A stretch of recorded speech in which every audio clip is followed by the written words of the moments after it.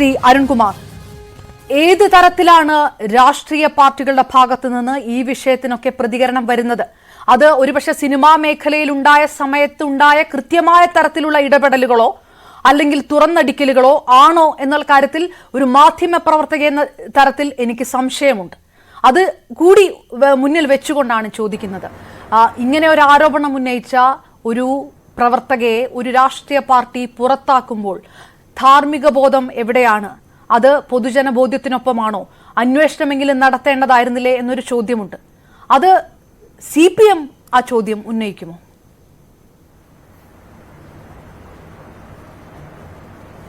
ഇവിടെ സ്വാതന്ത്ര്യ സമരത്തിന്റെ പൈതൃകം ഉൾക്കൊള്ളുന്ന ഒരു പാർട്ടിയാണല്ലോ കോൺഗ്രസ്. ജനാധിപത്യത്തിന് വേണ്ടി എന്നും വാദിക്കുന്ന പാർട്ടി എന്നാണ് അവർ തന്നെ അതിനെ വിശേഷിപ്പിക്കുന്നത്.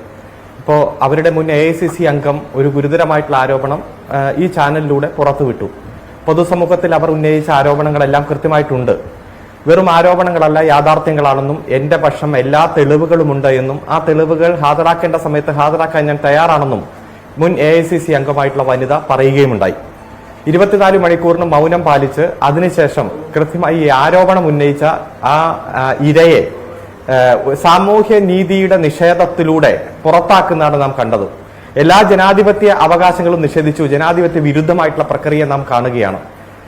ആരോപണം ഉന്നയിച്ച ആരോപണങ്ങളിൽ കഴമ്പുണ്ടോ, ഉന്നയിക്കപ്പെട്ട ആരോപണങ്ങളിൽ കഴമ്പുണ്ടോ, അത് പരിശോധിക്കാം എന്നല്ല, മറിച്ച് ആ ആരോപണങ്ങൾ വസ്തുതാപരമായി തെളിയിക്കാൻ ഞാൻ തയ്യാറാണെന്ന് പറഞ്ഞ വ്യക്തിയെ തന്നെ പുറത്താക്കുമ്പോൾ കോൺഗ്രസ് വേട്ടക്കാരനൊപ്പമാണ് എന്ന് തെളിയിച്ചിരിക്കുകയാണ്.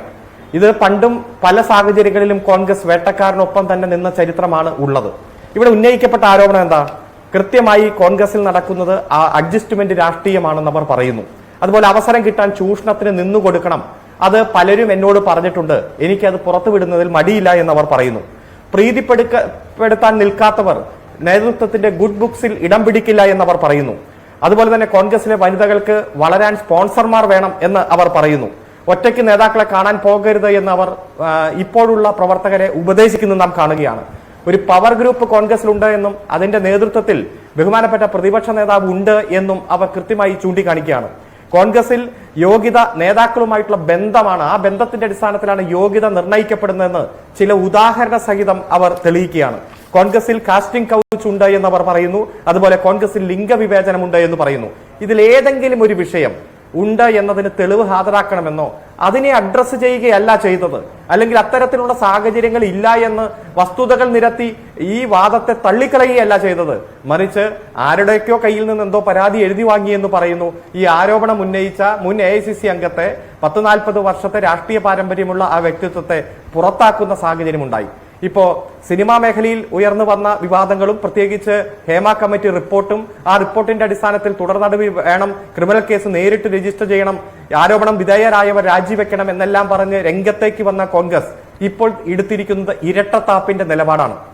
കേരളത്തിന്റെ രാഷ്ട്രീയ ചരിത്രത്തിൽ ആരോപണം ഉയർന്നു വന്ന MLA മാർ ആരും രാജിവെച്ച ചരിത്രമില്ല.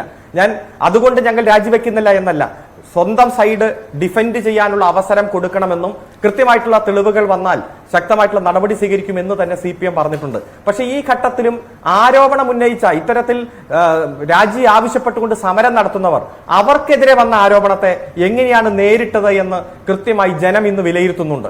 കാരണം വസ്തുതകൾ മുന്നോട്ട് വെച്ച് തെളിവുകൾ എന്റെ കൈവശമുണ്ടെന്നും തെളിവുകൾ ഹാജരാക്കാൻ ഞാൻ തയ്യാറാണെന്ന് പറഞ്ഞ് ഉന്നയിക്കപ്പെട്ട ആരോപണങ്ങൾ പരിശോധിക്കാൻ തയ്യാറാകാതെ ഏകപക്ഷികമായി അവർക്കെതിരെ നടപടിയെടുത്തത് ജനാധിപത്യ വിരുദ്ധമാണ്, സാമൂഹ്യ നീതിയുടെ നിഷേധമാണ്, ഭരണഘടന കൃത്യം പറഞ്ഞ മൗലിക അവകാശങ്ങളുടെ ലംഘനമാണ്.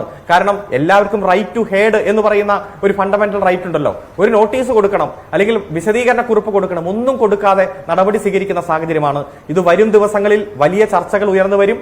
ആരോപണം ഉന്നയിച്ച ഈ മുൻ AICC അംഗം തന്നെ തെളിവുകൾ ഹാജരാക്കുന്ന സാഹചര്യം ഉണ്ടാകും. കാരണം അവർ പറഞ്ഞത് ശരിയായിരുന്നുവെന്ന് പൊതുജന മധ്യത്തിൽ തെളിയിക്കാനുള്ള ബാധ്യത അവർക്കുണ്ട്. അതുകൊണ്ട് വരും ദിവസങ്ങളിൽ അവർ രംഗത്തേക്ക് വരേണ്ട സാഹചര്യം വരും.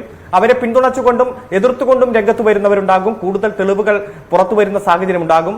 സിനിമാ മേഖലയിൽ മാത്രമല്ല, ഏതെല്ലാം മേഖലകളിൽ ഇത്തരം സാഹചര്യങ്ങളുണ്ടോ ശക്തമായിട്ടുള്ള നടപടി സ്വീകരിക്കണം എന്ന് തന്നെയാണ് ഞങ്ങളുടെ അഭിപ്രായം. ഏതായാലും കോൺഗ്രസ് സ്വീകരിച്ചിരിക്കുന്ന ഇരട്ടത്താപ്പിന് അവർ തന്നെ കനത്ത വില കൊടുക്കേണ്ടി വരും. ഇവിടെ ഒരു പവർ ഗ്രൂപ്പ് ഉണ്ടെന്നും ആ പവർ ഗ്രൂപ്പിന്റെ ലീഡർഷിപ്പ് പ്രതിപക്ഷ നേതാവാണെന്നും പ്രതിപക്ഷ നേതാവ് അടുത്ത കാലത്ത് പല വിഷയങ്ങളിൽ സ്വീകരിച്ച നിലപാടുകളുമെല്ലാം ഗൗരവമായിട്ടുള്ള ചർച്ച ഈ കേരളത്തിൽ ഉയർന്നു വന്നിട്ടുണ്ട്. അതിനെല്ലാം കോൺഗ്രസ് മറുപടി പറയേണ്ടി വരും എന്ന് തന്നെയാണ് ഞങ്ങളുടെ